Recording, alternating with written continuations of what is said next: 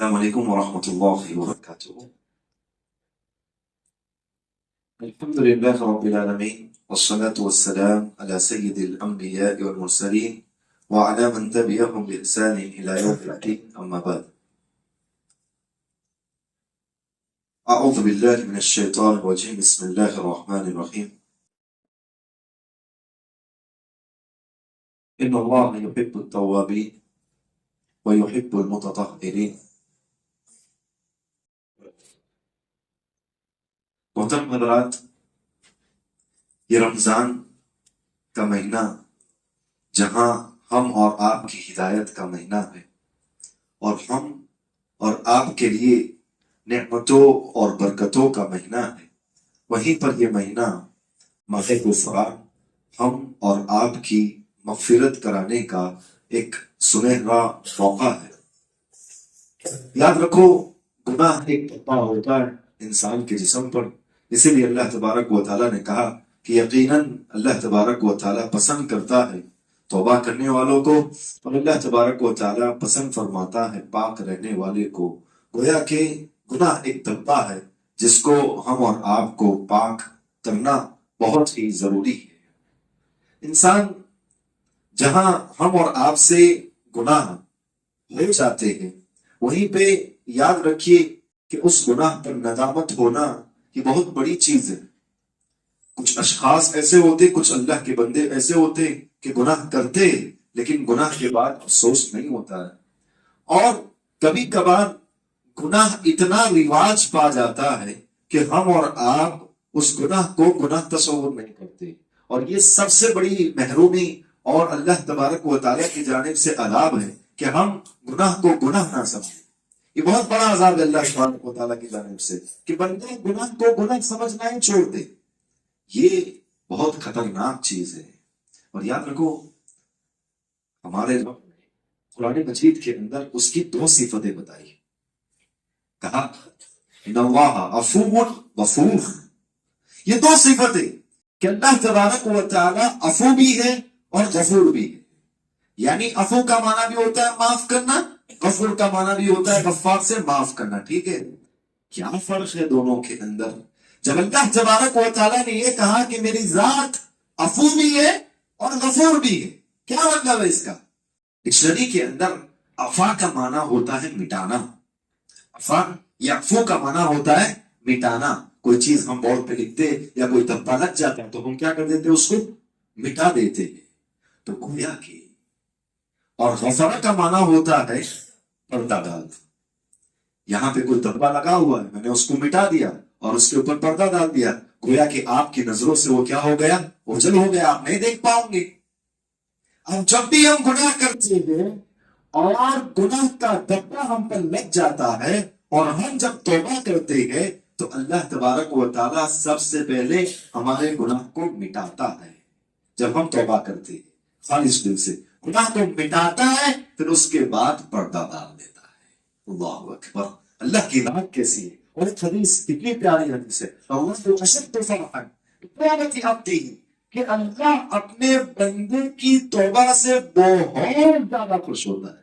اللہ اکبر، ہم غلطی کریں، ہم اس کے بندے ہو کر ہم غلطی کریں اور ہم اس سے معافی مانگے تو خوش ہو جائے۔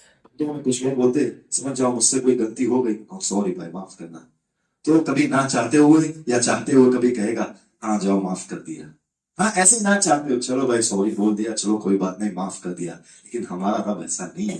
کہا اشد فرحا، بہت زیادہ خوش ہوتا ہے اللہ تبارک و تعالیٰ جب بندہ اس کے جناب میں اس کے سامنے بیٹھ کر توبہ کرتا ہے کہ الہ العالمین فلاں گناہ ہو گیا ہے معاف کر دینا، اور اللہ کے سامنے اپنے گناہوں کا اعتراف کرنے سے کبھی مت شرمائیے۔ اللہ جانتا ہے پھر ہم گناہوں کے اندر چھپائے کہ کیا یہ گناہ کا ذکر اللہ کے سامنے کرے، نہیں، یہ شیطان کی جانب سے ہوتا ہے۔ کہے اللہ تبارک و تعالیٰ تو جانتا ہے میں نے کچھ گناہ، مجھے پتا تھا یہ گناہ ہے تب بھی میں نے یہ گناہ کیا ہے، اللہ تبارک و تعالیٰ لیکن تیری ذات معاف کرنے والی۔ اللہ سے اس طرح سے چھپائیے کہ فلاں گناہ نہیں، ہم کو یاد کر کے اللہ کے سامنے مانگنا ہے کہ الہ العالمین یہ گناہ مجھ سے ہو گیا تھا، مجھے معاف کرنا۔